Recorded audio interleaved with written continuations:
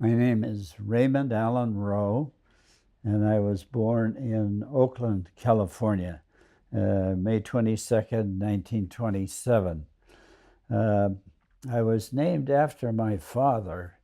His name was Raymond Clifford Rowe, but we soon discovered that having two Raymonds did not work in the household.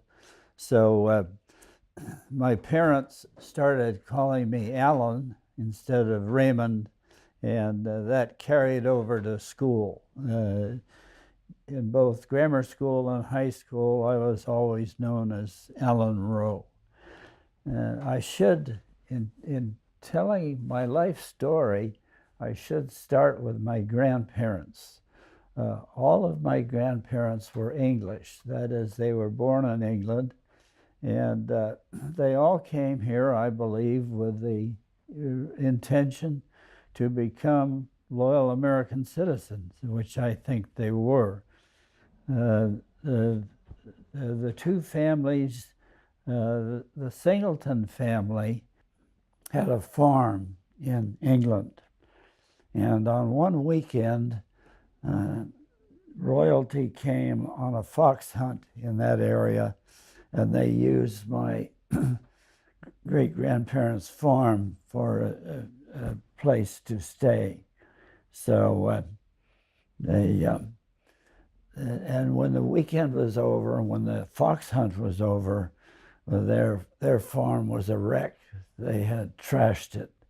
So they decided that they were going to leave England and come to the United States, which is what they did. That's the story regarding the Singleton family. The Rowe family, they simply came here for employment. The miners from Cornwall, which is where my great-grandparents were from, are called Cousin Jacks, and the women, of course, are Cousin Jennies. And the reason for that is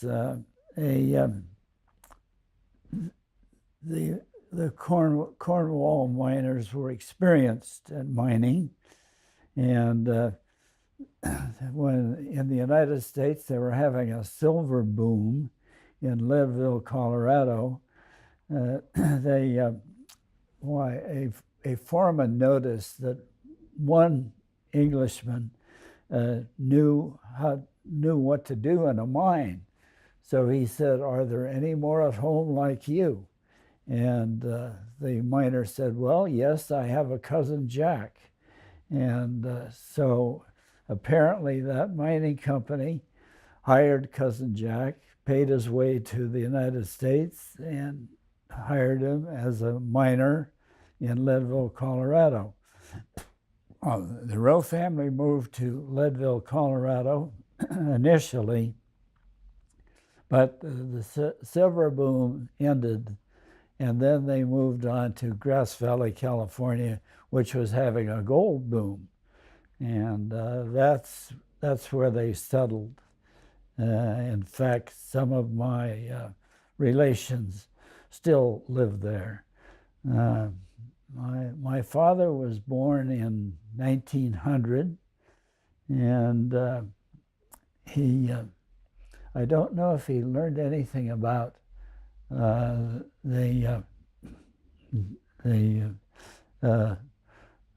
foundry business while he was in Grass Valley, but that's what he did when he married my mother. Sorry to say, I don't know exactly when they were married. It was about 1924 or 1925. My mother was working and my father was working, and they had a plan. They were going to continue working, save their money, and have their dream house built, and move into it, and then have a baby. And they did the first two parts of that plan. The dream house is at 1337 Pearl Street in Alameda, it's still standing and it looks good. But anyway, they moved there, and I was born in 1927, and this was 2 years before the beginning of one of the biggest depressions the United States has ever had. It ultimately ended up with an employment rate of employable men, workers were mostly men in those days, of 25% unemployment.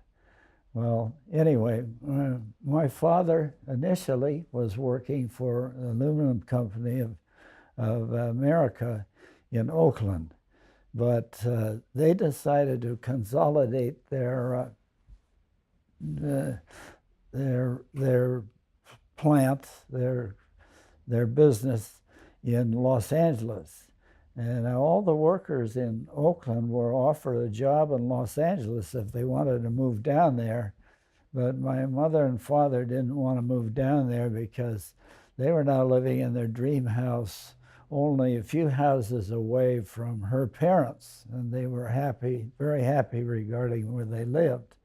So my father did not go down to Los Angeles, and stayed in Alameda instead, and went to work for a cast iron foundry in Oakland. And then in 1929, the Depression hit. And this resulted in a big reduction in business throughout the United States. So much so that the iron foundry didn't need the number of workers they had. But the foreman had a clever method of reducing the number of workers for each day's work.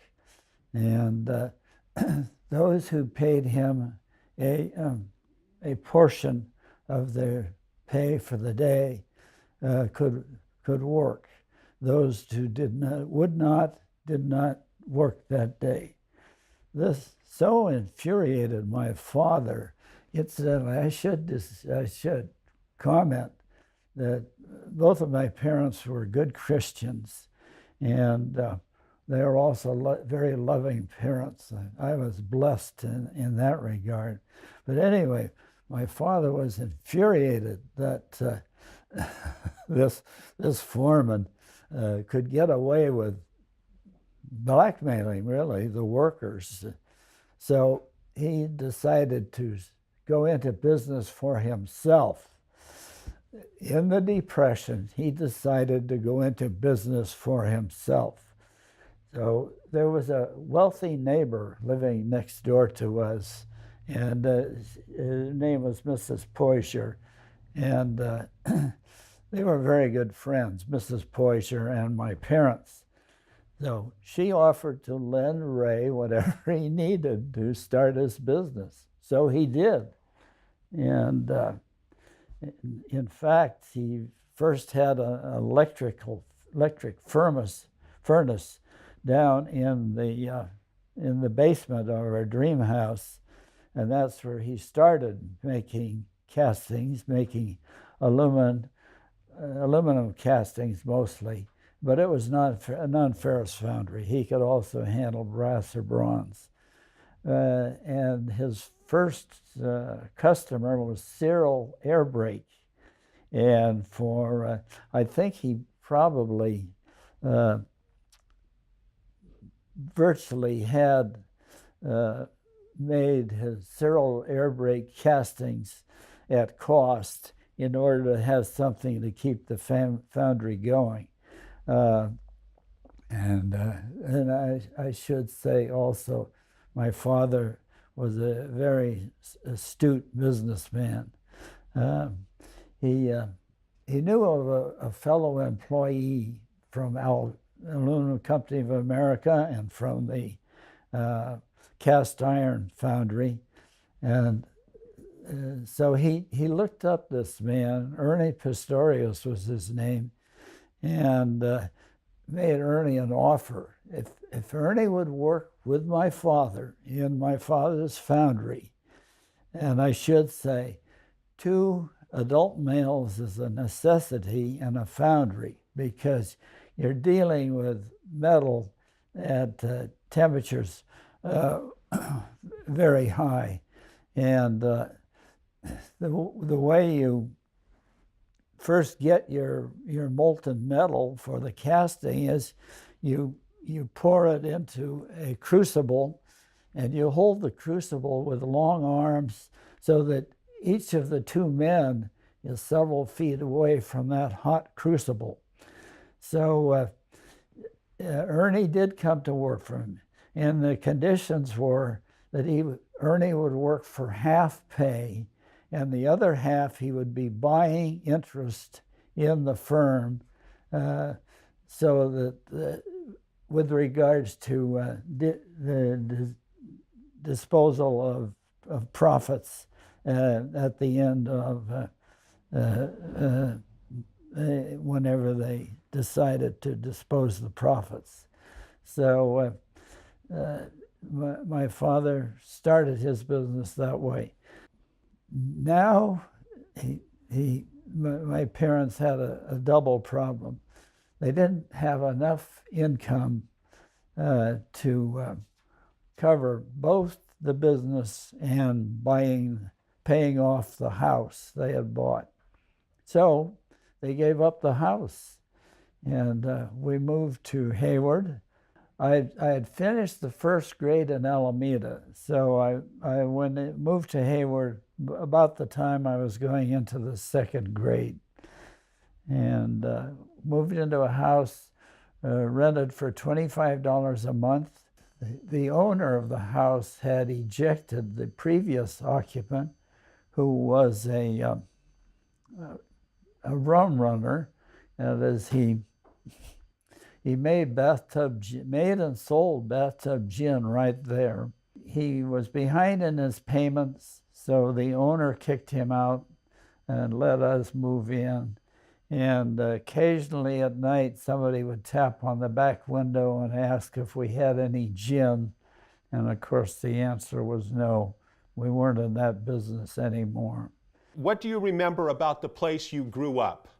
I think I basically grew up in Castro Valley rather than San Lorenzo.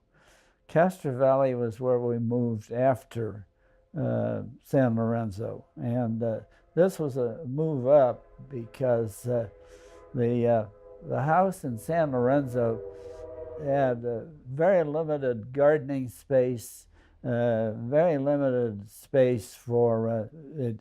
We could have chickens, but that was it. We couldn't have anything more than chickens in San Lorenzo.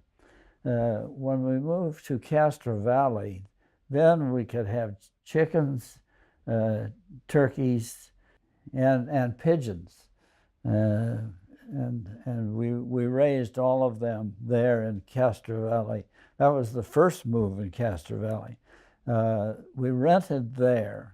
And the house was owned by a couple named Crane. And when my father found a house only a block away that was more suited for our purpose, why he gave the Cranes notice. So when they knew we were going to move out, they came out and started to do things around the house, getting it ready for renting again. And one of the things they did was, this was in late spring or early summer, they burned all the weeds on the property. Now, unfortunately, we had, as well as weeds, we had apricot trees.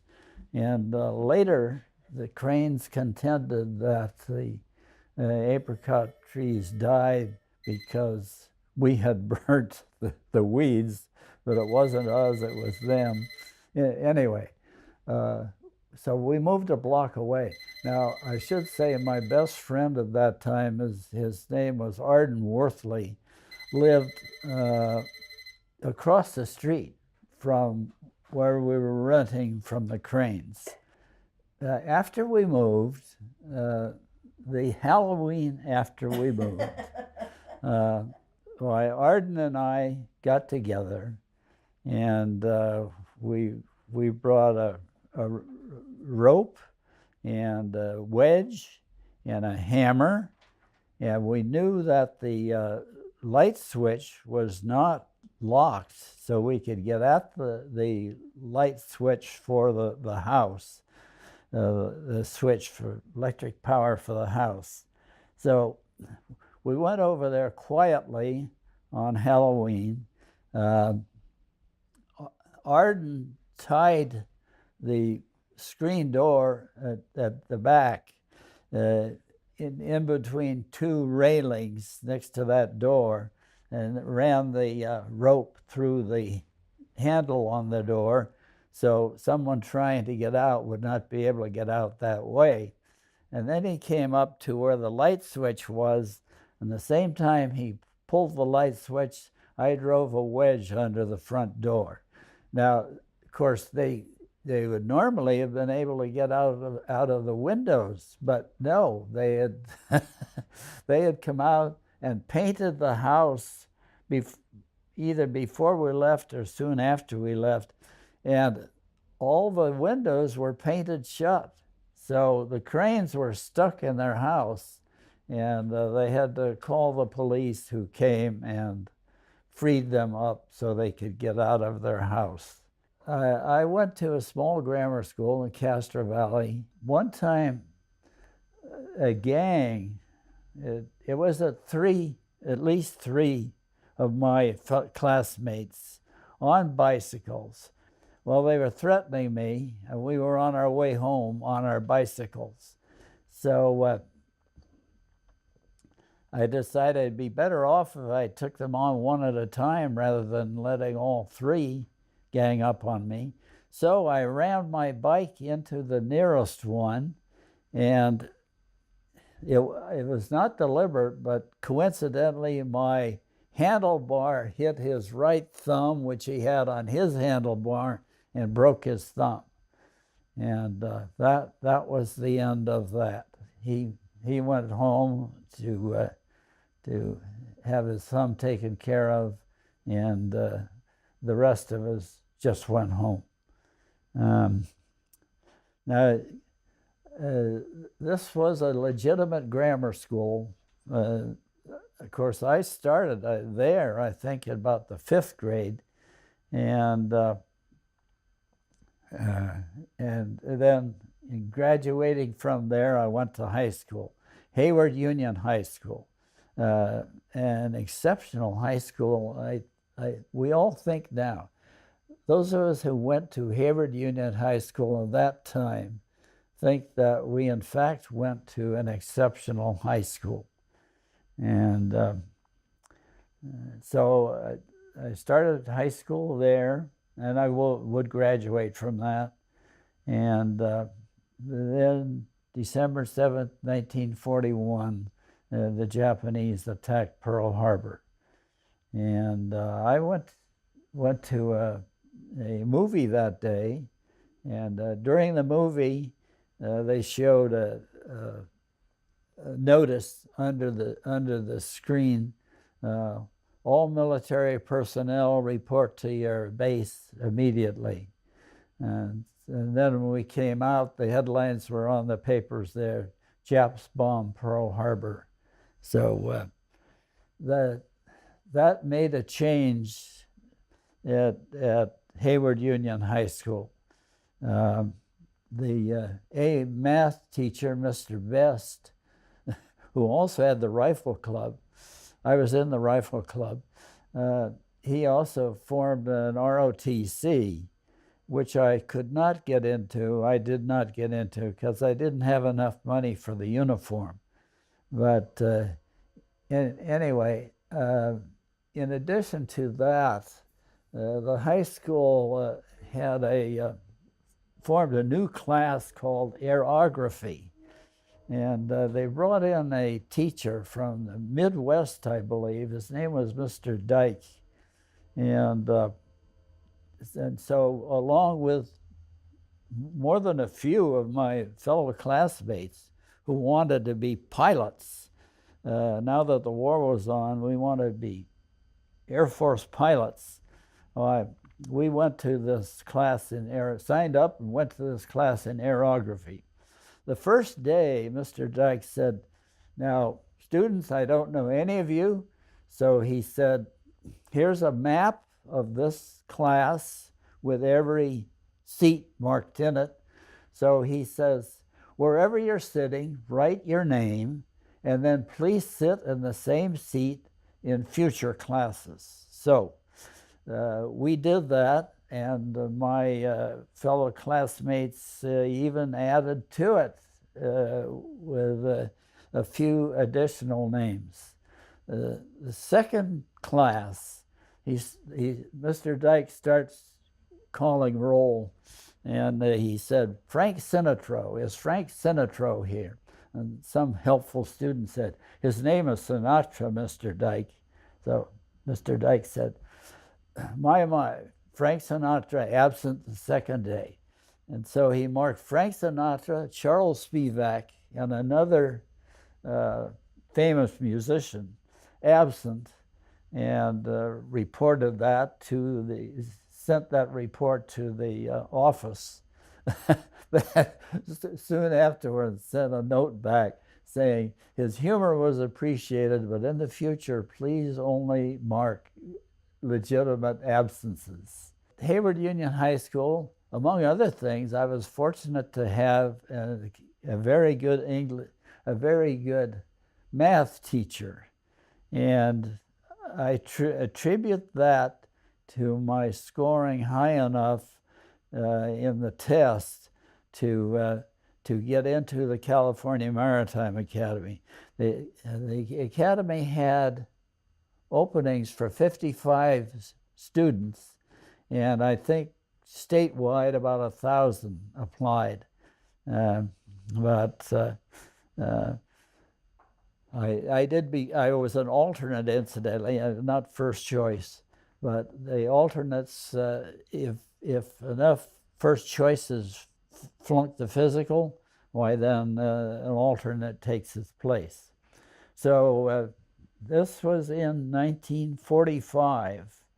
I had already gone to University of California for one semester, which may probably indirectly helped me very much in the required personal interview, because since I was living locally, they told me to go to the California Maritime Academy and be interviewed by the executive officer there, a lieutenant commander.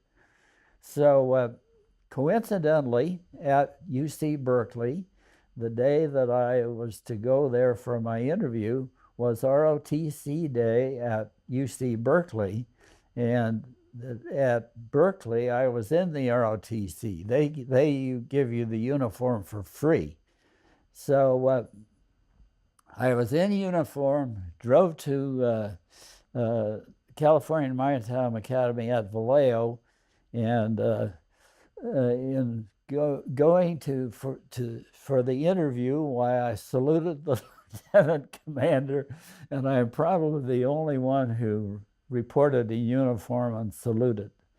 But anyway, be that as it may, I still had to pass the physical. That was a problem. I was underweight. I was 5 feet 8 inches tall, and I was more than a few pounds below what's supposed to be the normal weight for that height. So I had worked at the Valley Food Center in Castro Valley, so they came through in a pinch, and they sold me all the bananas I could eat, which were rare then because this was in wartime. So I ate bananas until I reported for the physical. I was still underweight, and before I reported for the physical, I drank 2 quarts of water. Oh, okay. What do you do when you take a military physical? Well, unfortunately, the first thing you do is you give them a urine sample. And I tried to talk them into weighing me first, but no, that's out of sequence. So I complied with their requests, and finally, at the end of the physical examination, the doctor called me in. And remember, this was during wartime. He probably wanted me to make it if I could.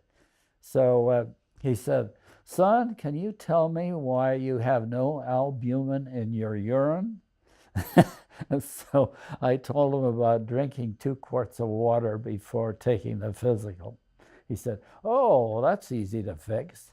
He says, "Go watch a movie." This was on Market Street in San Francisco. He said, and they had daytime movies. So he said, "Go watch a movie, eat salted peanuts all the time you're there, and then come back and try again." So I did that, and I came back, and my second sample was satisfactory. So I got into the California Maritime Academy. At CMA, California Maritime Academy, we were all men, and they had hazing, and they kept us stressed 24 hours a day, 7 days a week. What I especially disliked was being awakened in the middle of the night for a cold shower that I did not want. But then we went on our cruise, left in January of 1946, and we would be at sea for 3 months, going all the way down the west coast of the Americas down to Valparaiso, Chile. And on that cruise, after we left the ports in California, we stopped at Long Beach and San Diego. Then we were on a long run to Canal Zone. And so soon after we left San Diego, they had a smoker. And in a smoker, they had boxing. And they knew that that my sport was boxing in high school and college, so I had to box. My opponent was an upperclassman, Dale Amsbury, and the poor guy never had a chance. I barely felt his blows as I got even for months of frustration of hazing. I've tried to see Dale at reunions at the California Maritime Academy later, and to apologize for him for beating the heck out of him, because it wasn't Dale, it's just the fact that he was an upperclassman. Anyway, so be it. And of course, I did get out of hazing 3 hours a week to join the men's choir, and because of that, I learned a sea shanty that I've used to amuse friends, relatives, and others at various times. September 1948, I graduated from CMA with a degree in marine engineering and electricity, and a Coast Guard license as a third assistant engineer on any steam or vessel ship of any horsepower, and I received a Naval Reserve commission. We were handed our commission by Admiral Nimitz, which to me was quite a thrill. My girlfriend at the time was Marion. She attended my graduation. What were the popular dances and music when you were in high school? The popular dances? And the music of the time. Oh, yeah. Well, okay. The most popular dance is the foxtrot. But also in close second place, I think, is the rumba. And lately the tango's been popular, but in those days, I don't remember anyone dancing a tango when I was in high school or CMA. When did you learn to drive a car, and how did it go? Oh, okay. My father taught me to drive, and he did a reasonably good job. But very soon after I started driving, I had my first accident, and and it was my fault. And a car who had a green light, I ran into them, so I had to pay for the damage to his car. Who was your favorite teacher? My favorite teacher? Yes. Well, actually, it was Mr. Best because I was in the rifle club, but it should have been the woman who taught math that enabled me to get into CMA. And after I was accepted for CMA, I looked her up and thanked her for for that. And she was very pleased to learn that I had put my math skill to work. I really should tell anyone listening to this how Marion and I met. So going back to CMA, I caught the Greyhound bus as it was entering Walnut Creek from the south. Lots of room, so I got a good seat. And then it stopped in Walnut Creek and filled up, the standing room only. So I found a tall, good-looking blonde standing in front of me, and I moved over and let her sit next to me, and that was Marion. And we talked from Walnut Creek to where she got off in Oakland to go catch the streetcar to go to UC Berkeley. So I had been to UC Berkeley, so we talked about UC all the way. I should comment that I was going with another girl at the time, and she was going with another guy at the time. So we didn't even trade, we did not trade phone numbers, and I don't know if we even traded names. 2 years later, I'm home again in Walnut Creek, in my parents' home, and I was going to go bowling with the man across the street. So I went over to his house. He wasn't ready, so I sat in the living room to wait, and here was his yearbook, and so I started thumbing through it, and I saw Marion's picture. So when he came into the room, I pointed to her picture. I said, "Hey, I know her. Where does she live?" Well, he knew where she lived, so he told me. And this was Saturday night. Next day, Sunday, it would have been, I think it was Sunday afternoon, I went over to her house to see her again, and she was not home. She was out on a date. So when I went back to the academy, we went on our cruise, and it was quite a cruise. We took a load of relief cargo to Europe in our new cargo ship that we had, new to us, new cargo ship that we had gotten from the Navy at the end of World War II. I wrote to her from every foreign port. And then when I finally got back from that cruise, why, I phoned her, and I had my first date with Marion, which led to many other dates. And she attended my graduation, and I proposed to her in 1949, And we were married August 6th, 1949, which is Feast of the Transfiguration. And we had a long marriage. We were married for 58 years, and it was not always happy. When I proposed to her, I was a Protestant, a Unity student.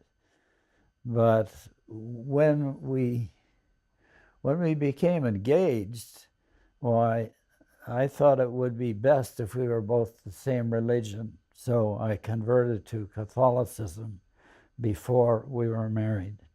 Actually, I had a plan when I was going to CMA. I would go to sea immediately after graduation and earn a lot of money. But and I went to Pacific Tank Ship Corporation in San Francisco, and they would send me out. After I graduated, they would send me out as a third assistant engineer on one of their tankers, leaving Martinez, California. Very convenient for living in Walnut Creek. 2 weeks before we graduated, Harry Bridges struck San Francisco. The International Longshore Workers Union would not unload a ship until their demands were met. And so freighters came into San Francisco Bay, and then they just anchored, waiting for the strike to end. And these marine engineers, if their ship wasn't going anywhere, for they didn't know how long, so they'd go to the Union Hall and they'd sign up to ship out on another ship going out of San Francisco. Passenger ships were still going out, but that's all. So I suddenly had 1,000 marine engineers ahead of me in line for this job at Pacific Tankers. And so because of that, I did not go to sea. First, I got a job with Avon, PG&E, Pacific Gas and Electric, at their Avon steam plant. Then later, I got a job with Aircraft Engineering and Maintenance Corporation, and they were overhauling Berlin airlift aircraft at Oakland Airport. And so I went to work for them, and then Marion and I got married, and I continued to work for them, Aircraft Engineering and Maintenance Corporation. But when the Berlin airlift ended, when the Soviets gave up on their blockade and allowed truck and rail traffic, why, that ended the Berlin airlift, and that ended my job at Aircraft Engineering and Maintenance Corporation. What was your first job, and how much did you get paid? Oh, my first job. And what was Well, your pay? first job was at Teddy's Ranch.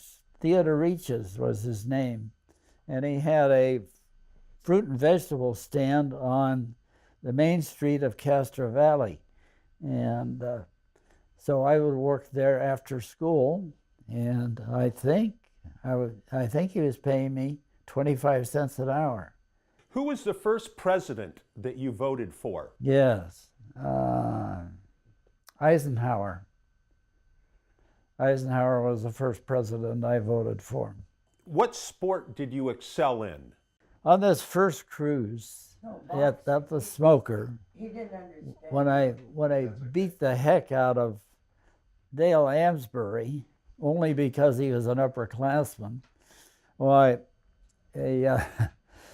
another upperclassman observed my boxing, and he hired me on that cruise to teach him the rudiments of boxing. So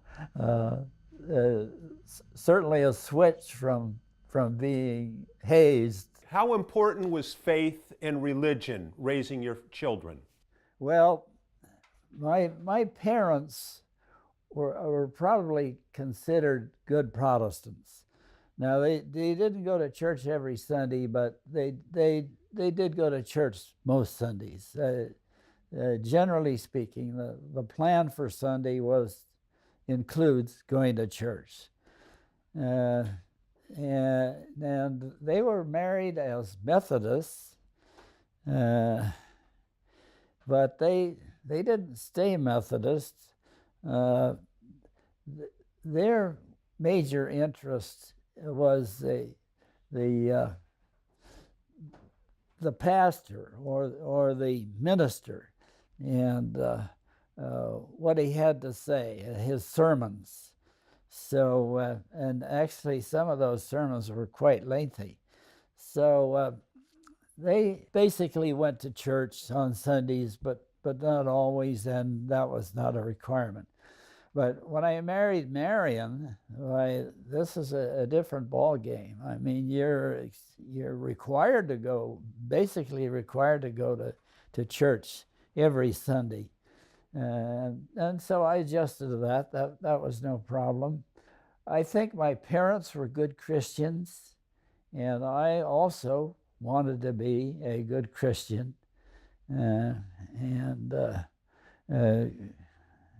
And actually, Catholicism is a great way to be a Christian. Now, I understand you made it to Rome. Oh, well, I just mentioned in passing that I went on this cruise taking relief cargo to Europe, and that I wrote Marion from every foreign port. So actually it was quite a cruise. Naturally, we went through the Panama Canal, and we refueled in Curacao, and then we went on. The next port stop was Gibraltar, and then we delivered a relief cargo to Marseille, France, and Genoa, and Naples in Italy, and Piraeus, the seaport for Athens in Greece. And while we were at Naples, the ship had port and starboard liberty. That is, half of the crew would get off for part of the time in port, and then the other half of the crew would get off for the rest of the time in port.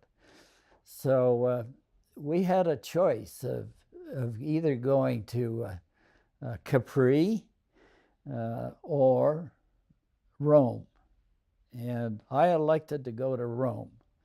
And so I did go to Rome, and as a tourist. However, some of our officers and some of the midshipmen were Catholic, and the Pope Pius the 12th, I think, yeah, Pope Pius the 12th gave us a private audience, just the officers and crew of the ship that had brought this relief cargo to Italy. And I'll say I was very favorably impressed by him. And I also, while I was there, got a rosary and gave that to Marion later when I came home. What was your first airplane ride like? When did you and what was it like? Interesting one. I guess I was 13. So the date would be 1940. And United Airlines was trying to get business people to consider flying from wherever they are to another place on business when they had, instead of taking a train or a bus. And so they offered a free ride to the family of every businessman that they made this offer to, and my father was one of them. So, so he came home and told us, my mother and I, that we could go on a free ride, airplane ride, if we wanted. So first my mother said she wouldn't go. She would not feel at all comfortable flying. But my father wanted to go, and man, I really wanted to go. So, but then my mother reconsidered. She said, well, if the plane went down and I lost you, I would regret the fact that I hadn't been with you. So, so we all went. And it was a pretty neat ride, really. It was just prior to sunset. The plane took off from Oakland Airport and flew out over the Farallones. And meanwhile, the sun sets, and then it flies back. And of course, the lights are going on in San Francisco and Oakland and Berkeley. So it was a very enjoyable airplane ride. What was the luckiest thing that ever happened to you? Well, I guess it's Marian breaking up with her previous boyfriend, so that she was amenable to me. What was the craziest thing? Well, craziest thing was probably Halloween night when we locked the Cranes into their house. After that, well, the word got around the neighborhood what had happened to the Cranes. So my father heard about it, and he asked me, he said, did you do that? And I said, yes, sir. And he said, oh, that was that. Apparently it was okay with him. Certainly wasn't bad with him. What do you admire or like about the current generation? What do I admire about the current generation? Well, their youth, they're young, and they're full of energy, and so I admire them for that. I'm happy regarding them for that, and I hope and pray they will put it to good use. What advice do you have or would you like to give to the young people? I would say be a Christian. Be the best Christian you can be. Because this may not be the most popular thing to do in the present culture, but I think it is rewarding now and in the future. Certainly the eternal salvation is a reward that's above all others. What were your favorite foods or recipes? Marian had a dish called poncho pie. I liked that. I'll just say I liked it. Peggy can still make it. Do you have a favorite dessert? Lemon meringue pie is one. A chocolate shake is good anytime, not just for dessert. And what hobbies do you have? My hobby is putting out a monthly political report for conservative Christians. When did you take up golf? Oh, yeah. Basically late in life, after moving here to Encinitas. And Marian worked at a small library over where the large library is now. And she had a co-worker, Lexi Deas, and her husband Don Deas, was a salesman for Minnesota Mining and Manufacturing. And golf is a big thing for him. He would take clients golfing. And in fact, he had one client who never got the right set of clubs. And so after having a bad day on the links, he would give Don the latest set of clubs he had, which were no good. They were not suitable for him. So Don had several sets of clubs, and he asked me if I would like to take up golf. And so I said, yeah, I would. So he said, okay, I'll give you a set of clubs and we'll go golfing. And so he became my golf instructor, and from that time on, it was a very enjoyable part of my life. And how many children did you have? Marion and I had 4 children. And what was it like welcoming your first grandchildren? Oh, well, okay. Grandchildren are a blessing. How long have you been retired now? I retired in 1993. I was barely more than 65. I just stayed on about 6 months extra at NAVSE Senpak, and then I retired in 1993. And what words of wisdom do you have for a happy life? Oh, yeah. I cannot improve upon my recommendation to be a Christian and be the best Christian you can be. Okay, can you tell me about your most enjoyable times with your work with the Navy? I was out of work. I was temporarily out of work in 1964, and we were living in San Lorenzo, Marion and the 4 kids, and the climate there was bad for them. Marion got colds. She even got pneumonia once during the time we were there. The kids got colds and earaches. So we had been to San Diego. One time we came down here at Thanksgiving time, and I was working for United Airlines then, and we flew out of San Francisco where they were having a miserably cold drizzle, and we flew into San Diego, and this is like a typical day in San Diego. Is balmy. So I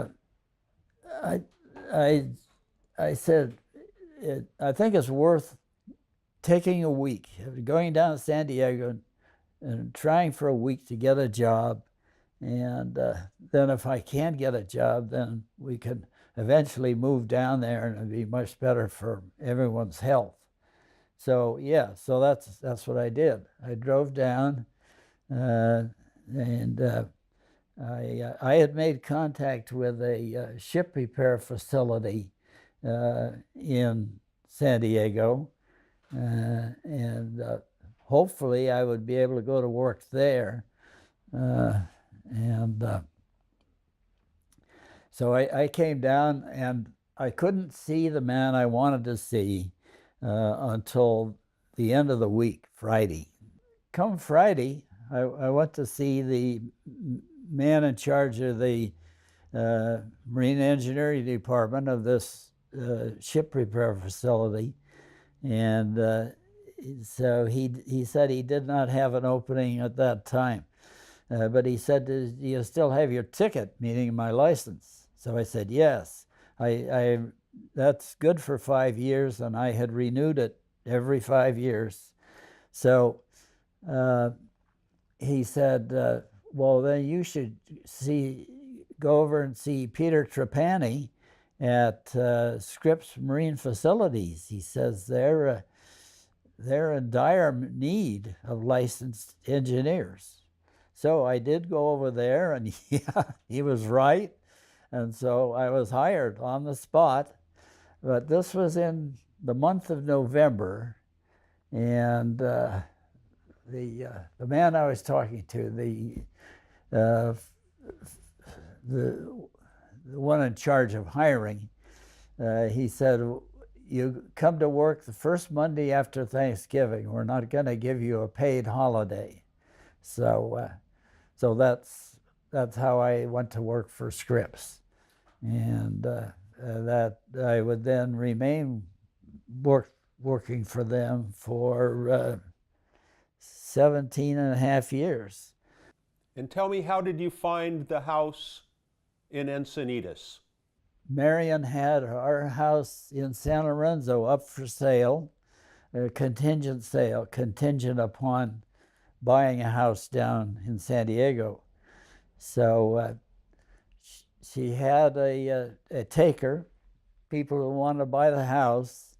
So then she flew down to San Diego and spent a week looking, and she found this house.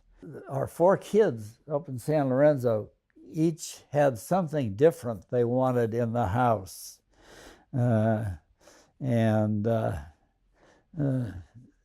Such as one of them wanted a 2-story house, one of them wanted a fireplace, one of them wanted more room in the bedroom, and so actually when Mary went back, she told them that this house had everything they wanted.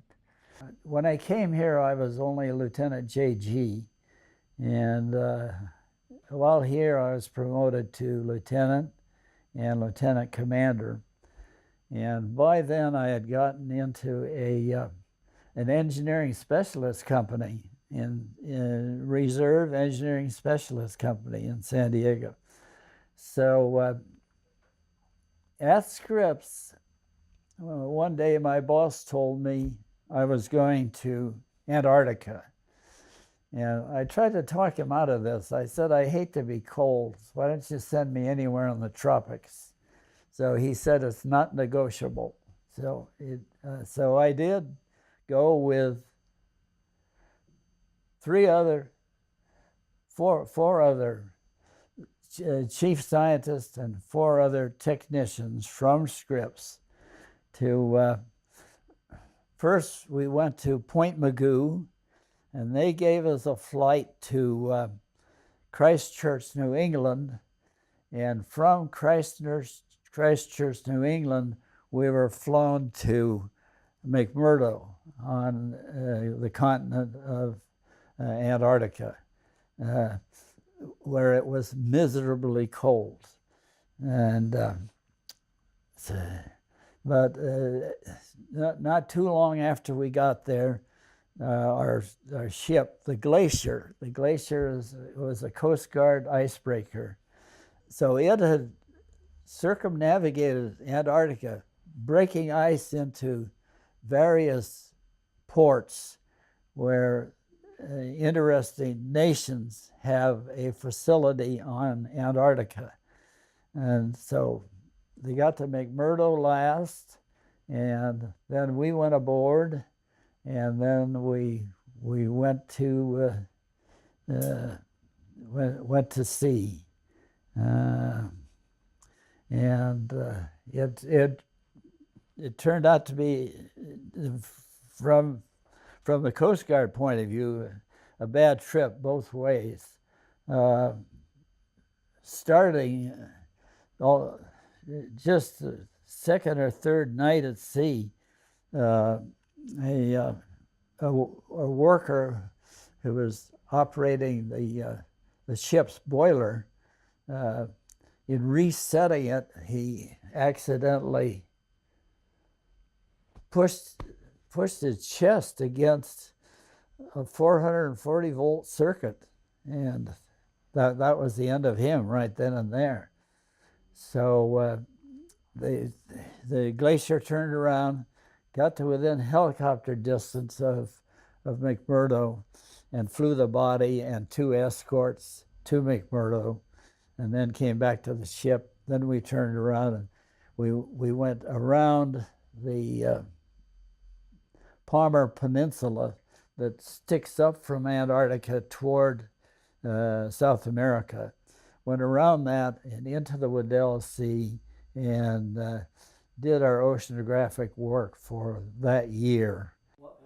How has your life changed? What were the changes in your life once you lost your wife after so many years of marriage? Losing your spouse, your only spouse, is a shock. Now, in a way, I was fortunate because we knew she had Alzheimer's disease in 2001, and so we knew eventually it would catch up with her, which it did in 2007, and she got what she wanted. She wanted to stay home. She didn't want to go into a hospital. All of her family saw her. They were in regular touch with her right up to the end. So in a way, it was about as good as it could be for her and for us too, because we knew it was coming, and then when it came, it wasn't that much of a shock. And she died painlessly. She simply stopped breathing. And then how was life for you now after that? How did that change your life as you were a single man now?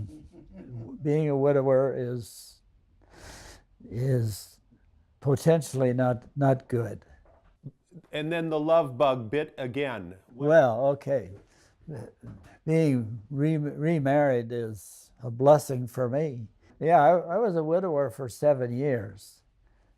So possibly making even happier to be married to Vivian.